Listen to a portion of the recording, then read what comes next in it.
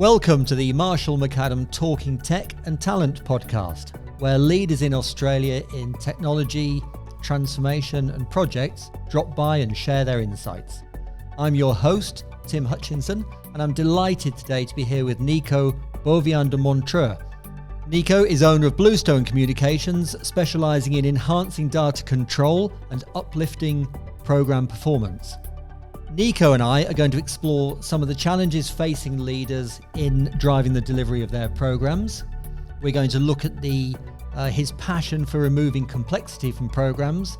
And then finally, from a talent perspective, we're going to hear Nico's take on the reality of life as an independent consultant, and he'll share some tips. We'll get into that right after this.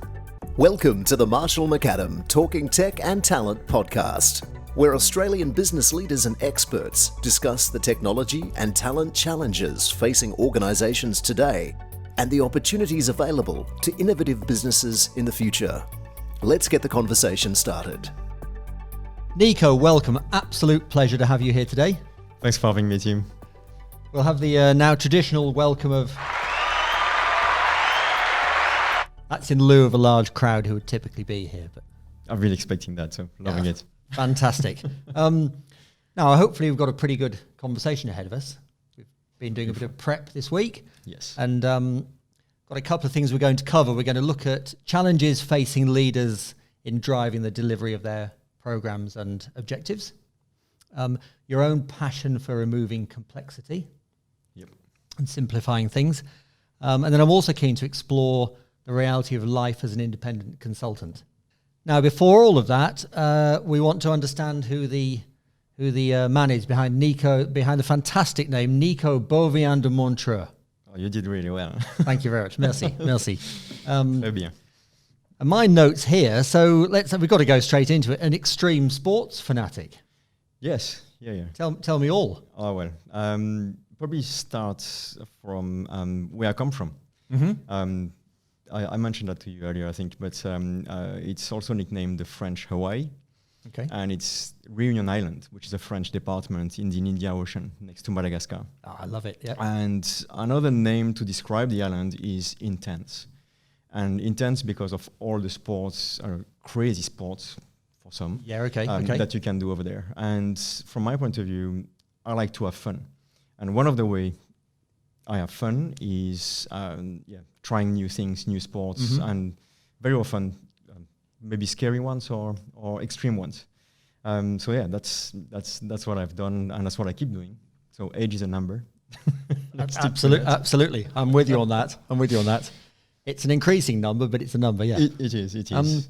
You rode pro-motocross for Yamaha in Europe? In Réunion, so yes. Part of France, yes. Part of Réunion? Yep. Okay. When I was young. And what about now? What are you doing? Arriving in Australia, I got into running. Mm-hmm. Okay. Probably the hard way, but into running and found an absolute passion for trail running. And you're talking the sort of the 100K 6-foot tracks, the 50Ks, the ultra, yes. Yeah, ultra. okay. So okay. I thought never really run long distance before. I may as well go into the ultra straight away. Oh, well, absolutely. So I started with 50. I did a couple of hundreds. Yep. For charity. So that's you may have heard of it, the Oxfam Trail Walker. Yep. So I did 2 of these. Fantastic experience personally, and that was for my 40th birthday. So I thought, okay, I don't want a big party. I don't want anything else. I want to do something meaningful and maybe prove it to myself. Brilliant. And I signed up with some incredible friends and people into the 100Ks. And one funny story that I found is they've all done like maybe 6-7 times and great athletes. And one of them who I've never run with before, we are about the 30K mark. Mm-hmm. And he says, "Oh, Nico, how many of these have you done?" I say, "Well, it's my first one." "Okay, great. What's the longest you've run?" That was it. Yeah. I ran a few, and the next one is a 6-foot track, which is a 50 odd Ks and that's why I said most of the runs I do are really for charity or to support, or at least my way to try and give back to Australia. So. Oh, I love it. Good. Well, you did mention a story where I think it was suggested you go for a jog at lunchtime. Yes. I think you need to share that one. Okay. And well, he'll know himself. So really good friend of mine. We didn't know each other much when I arrived. So that's me arriving in Australia 4 days into a job, and that was when I joined NBN as a consultant to add some value and make some changes and support them in delivering the objectives. 4 days in, one of my managers suggests that, okay, you seem quite fit. Yep. Okay, thanks. Do you fancy going for a jog? And I was like, okay, well, that's a good way to get to know each other, and let's do this.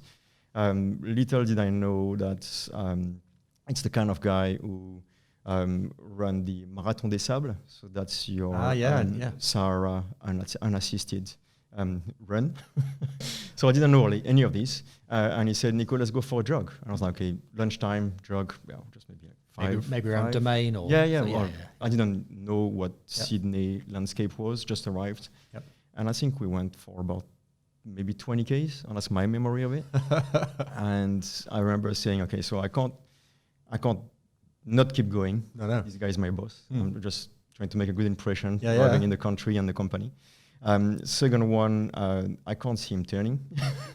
So we keep going. Yep. And never thought Sydney was so hilly. It's hilly. So starting from North Sydney and going towards Tarangazoo and all these kind of things. And I was like, I am not enjoying this. but that attitude was there, stayed focused. I never give up. And that's why I applied to my life and with the work I do. Fantastic. As well. When you told me that story, I made a note to myself here saying it's a little like you know Keith Richards? Yes. It's a little like Keith Richards suggesting you go for a quiet drink. and then it leads to where you'd expect. So in terms of now that we sort of shift into the Nico in the world of work, just give the viewers and listeners a sense of your experience to date. Because you've actually covered the worlds, I think, of data, project management, PMO, et cetera, but just give me a sense of where you've built your knowledge, essentially. Okay, so I left home back in Reunion. Yep. Paradise. Like, why did you leave? No, that's because I wanted to grow and see the world and learn things. I was fortunate enough to be able to do my studies in Paris. So thank you, the parents, for that. Okay. Thank you very much for supporting me and believing in me.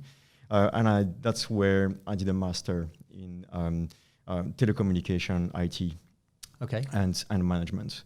From that point, so that was 5 years. From that point, I thought, okay, I'm not from Paris, main France. I don't want to go back home. So I'm going to find a business or organization where I'm going to learn a lot, but I'm going to travel. Okay. And I went into the telecom industry at this point. And through that, I started as quite junior, but always pushing the boundaries and saying, okay, I get their managers and all these things, but I can do this. And so I lived with my suitcase, which was very exciting for, I think, a good 10 years. Wow.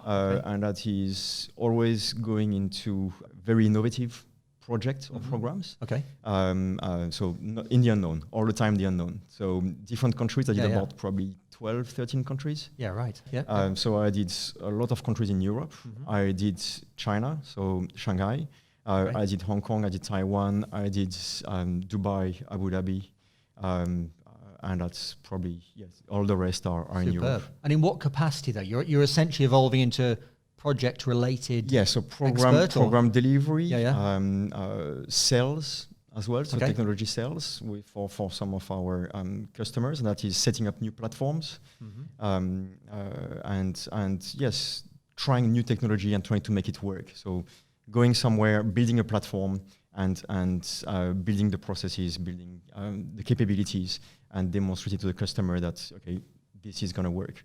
So you've essentially gained that experience in a exceptionally wide range of situations. Yes. Both countries, different businesses. You've presumably seen what good, bad, or from excellent to whatever the other extreme is. Yes. I want to hear what you've learned in terms of the challenges that leaders have in understanding and driving the delivery of their programs. Yep. I want to look at that complexity piece, which seems to be a common theme that you want to, cut through. Yes. And that third piece around there are again repeating themes of pain points. Yes. That you presumably see and probably think, oh, not again. Let's start. So let's start with that piece, sort of the classic challenges that leaders face in driving program delivery.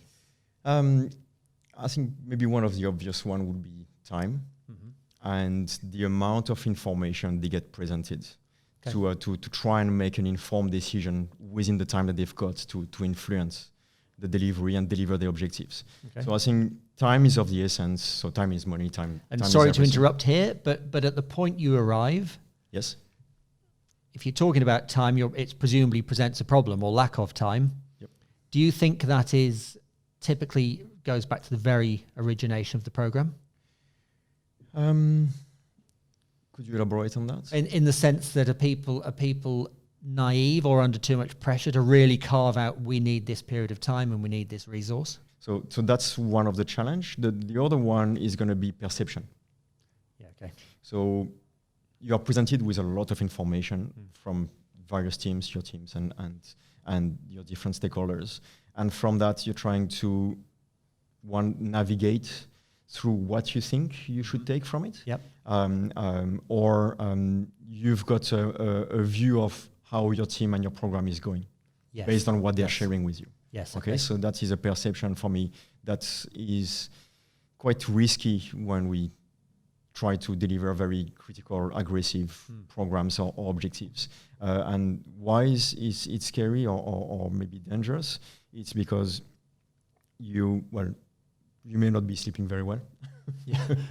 Because there's nothing that is giving you a guarantee of what you're thinking is correct, or this perception.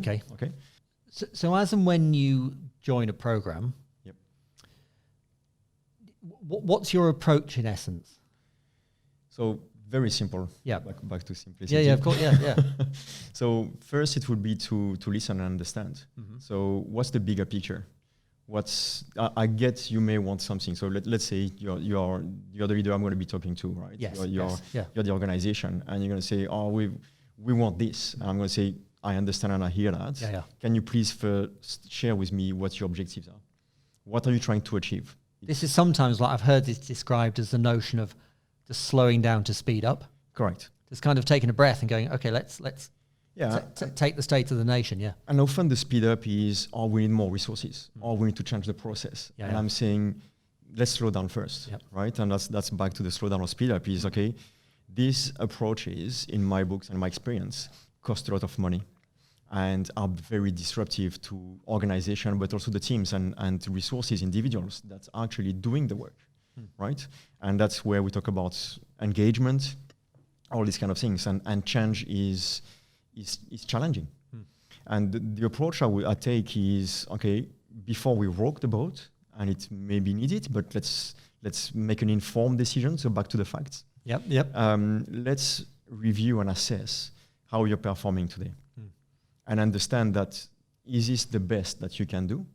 If that's the case, then let's look at rocking that boat, because we need to do something differently to succeed. Okay. And if it's not, what can we do? And empowering the decision makers to make these changes. So I want to ask you something, Nico, which you must have come across, which is people say, 80% of all programs fail, 70% all fail, 90% all fail. They can't all be correct, and I'm somewhat skeptical that the idea of success or failure is binary in that program world. What's your take on that when you see those sort of statistics? So statistics are always interesting, and we can read in them what we want to read, I think, right? So for me, what was the measure of success? Yeah, okay. What's the benchmark? I would say I would look at that first and say, okay, so what are we measuring this program success against? Yeah. And it may be a failure based on some parameters, but a success in others. Can we put everything in the same basket? I don't really agree with that. And that's where I go back to one of my key tools or approach or beliefs, which is precision. Yeah, okay. So let's be clear and precise. So yes, this is a stat. What are we measuring, and what's the message behind that stat as well? So what do we want to communicate? Is this something to drive change? Yeah. Is it something to just communicate performance? What kind of performance? What's the objective of these numbers? Because we all work with numbers every day, whether we want to or not. I decide to. That's where I use data to articulate and empower leaders and organizations to deliver what they are aiming to or to achieve. What's the start? I can just imagine you coming in as a consultant would be just a hugely positive influence in terms of, I'd probably describe you as the voice of reason and a bit of what are the other analogies, oil on water, that calming influence who maybe kind of corrals people and says, let's just take a breath here. Let's all make certain we are all on the same page. And you've mentioned something there that I take as starting off by setting the context or resetting the context of what people are doing. And again, on our side, supplying talent to programs and projects, there's often this kind of underlying panic. We've got to have resource this week. Yep. But the resource is, I wouldn't say set up to fail, but perhaps is not set up to succeed because they're not given the context of, not given the why very clearly. Yeah, I think that's spot on. And I would say the calming aspect or the welcome aspect is something I've experienced often, but I've also experienced as feedback. Sorry, or we are welcoming the external eyes and the opportunity to do something differently. Share with us what you think we can do, and that's been fantastic. I've also had the other side, which is you've had the buying from the leadership and the exec to have a different approach in, but you haven't got the buying from the operations. Yes. Yeah. And therefore, it's okay. So who's the new guy, or what is he going to bring in, or all these kind of things. But I've managed to turn this around, and I think it's down to also listening to people and bringing them on the journey with you, as opposed to just going somewhere and pretending or claiming that you know everything. So I've found myself as not a mediator, but a gateway, being able to understand and articulate communication and requirement at an operational level as well as an executive level. And it's back to telling the story. Okay, and telling the story, and the story that resonates to the right audience. So I worked and I've adapted to work with very wide range of stakeholders in organization, but I will always treat everyone with the same level of respect, whether you are the person that's going to be tightening the bolt or the one who's leading the full organization. Because I think everyone has a view and contribution in the way things need to be done. And I take all these alongside with the data, which I use to make an informed decision. Yep. And provide the solution that I bring to these businesses. Yeah, okay, understood. Now, I want to look at this world of... this new podcast series is going to be called Talking Tech and Talent. And that talent piece is important in the current climate because there's a lack of talent out there. There's people talking about things like the Great Resignation. Yeah. There's people talking about Australia needing 1 million more broadly tech talented people in the next decade. These are hot topics. Just talk to me about what that journey of being an independent consultant, or however you might be labelled in a different role. Yep. What that feels like for somebody contemplating leaving the world of employment and embarking on a similar journey. Coming from permanent employment to consulting, I think is only a shift in mindset. Okay. And why I'm saying that is what we used to know, and I would say probably before my time or earlier in my time, is the security of a job, right? Can we say this today? And that's where, back in the days, not so long ago, that was the biggest difference between being permanent, because you potentially had a job for life, right? And being a consultant, which was a bit more daring, I guess, or risky. Yeah. It has its rewards, okay? And let's not ignore this. But it's also very risky because you're on your own, and you need to make it happen. Yeah, absolutely. Right? Yeah. That's something that I embraced and I enjoyed for a number of reasons.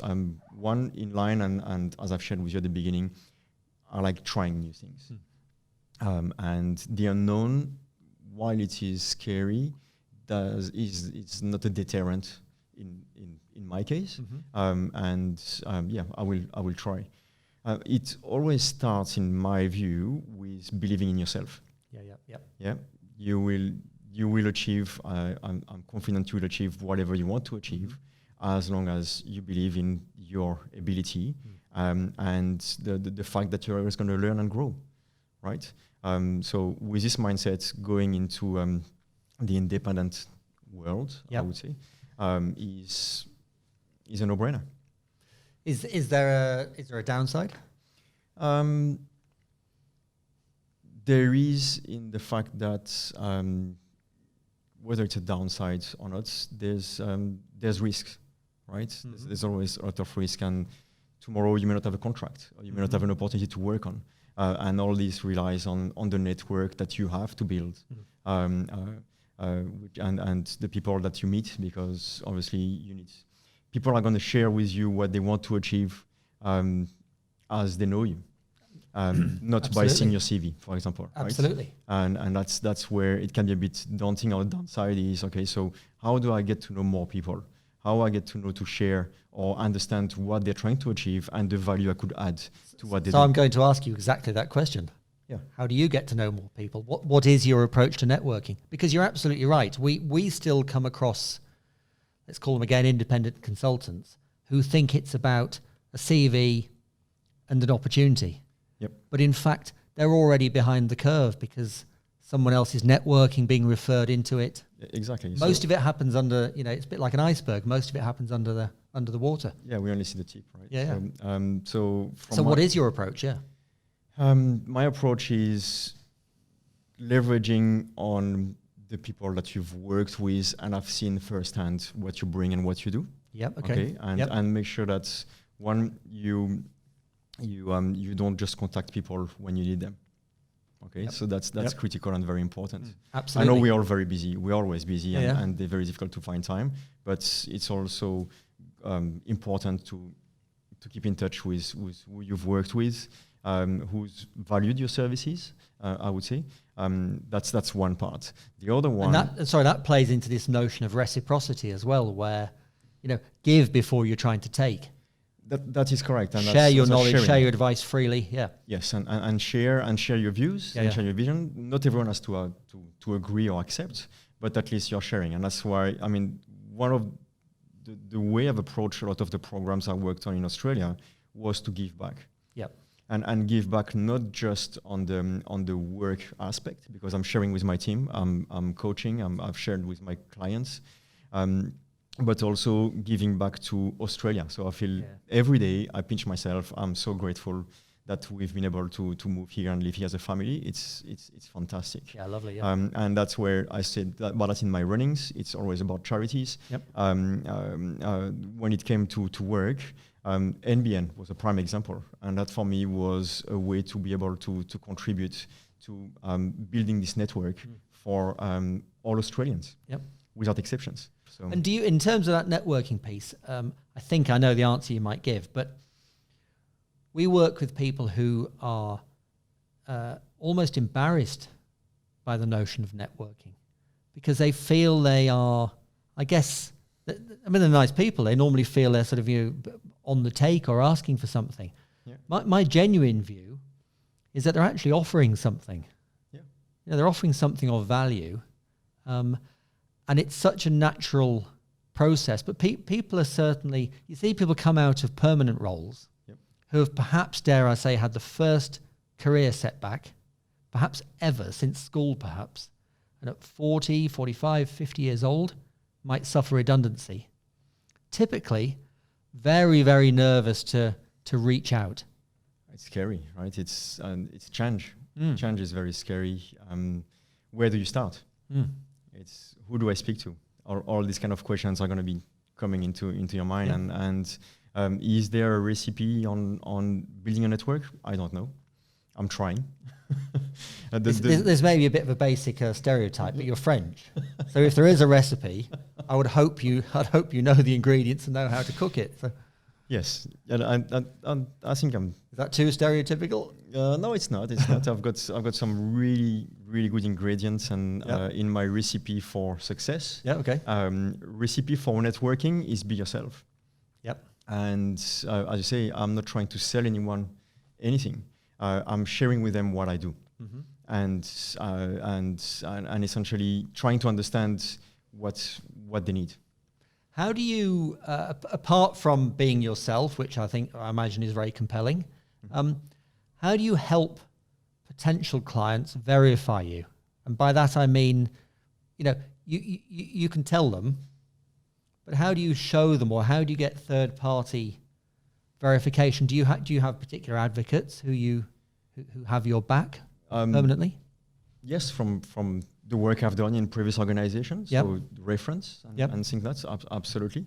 But I'm probably going a step further than just a reference, as in, let's tick the reference box. Yeah.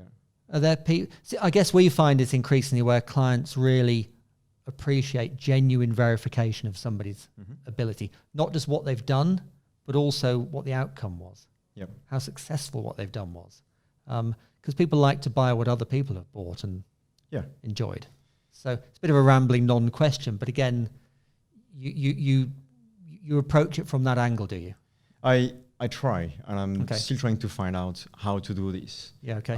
Because I don't take the work I've delivered and developed for a particular client with me. Sure, yeah.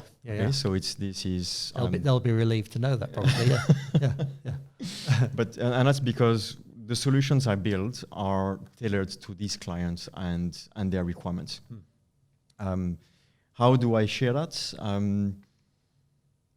That's something I'm still exploring at this point, because I'm making a shift from selling my services as an individual to selling the solutions that I bring. Yeah, right. Okay. So I'm still on the, I would say, exploring path on this one, and keen to have some feedback from your viewers and anybody as to how I could approach this. But I'm definitely moving from selling Nico as an employee or person or consultant to the solution piece, which is basically something that I would do from an assessment of this organization and company objectives and capabilities, and coming back to them with what I believe they need. Yeah, okay.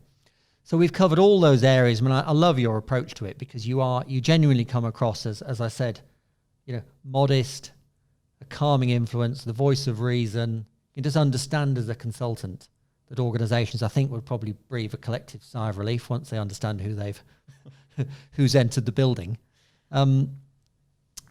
What advice can you people may reach out to you after this.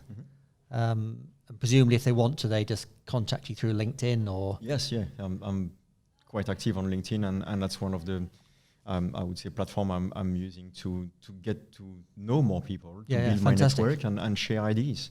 So if you are listening or watching, feel free to reach out to Nico, whether it's opportunities, to work with him to share your pain points and work out a solution together, or whether it's just to share advice or network.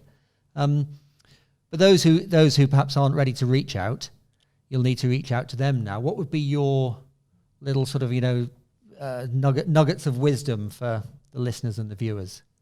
So the first one would be listen. Yep. Okay. Understand what is being shared with you, as opposed to going somewhere thinking what you're going to do and need to do. So listen to your client. It may sound obvious and cliche, but that's what I do. The second one is one of the key tools in my toolbox is be precise. Yep. And that's where I use data a lot. That's the engineer in you, isn't it? That's engineering, but that's where the fact base and the I would say how the story gets built. The foundation for me is the credibility is from the data. Yeah. So precision, credibility is absolutely key, and that's how I build it. And the last one, there are many more, but the last one I would like to share is keep it fun. Absolutely. Right? Is we spend all this time in front of screens and all these things and running from A to B or trying to deliver things. If it's not fun, we're wasting our time. So while you stick to your values, keep it fun. Absolutely. Have we had some fun today? I've had amazing time, Tim. So yeah. Because this is a new experience. I've done a few of these now, but it's always a new experience. I think, getting the headphones on, going to the tunnel and talking, and understanding who we are. Braving the element, everything, right? Absolutely. You've come here through a tempestuous storm to reach out to people. And hopefully, I think people will genuinely appreciate hearing your insights. Please. Hey, look, it's been an absolute pleasure. Tim, thank you. I've thoroughly enjoyed it. I've no doubt we'll carry on talking about mountain biking, motocross, all sorts of things. So I think it remains to wish you well with your next venture, your next run. Thank you very much. Wish you well with the networking, and long may the fun continue. And please share, right? It's all about sharing, and we all learn together and support each other by sharing our wins, but our challenges as well, so we can help each other. So absolutely. Thank you ever so much. Thank you, Tim. Cheers. Thanks for joining. This podcast was brought to you by McAdam, creating talent solutions in technology, transformation, data and analytics, and project services across Australia. If you enjoyed the conversation, don't forget to leave a comment, subscribe, and share. If you'd like to get in touch with the McAdam team, simply send an email, visit the website, or connect on LinkedIn. Contact details can be found in the description. See you next time.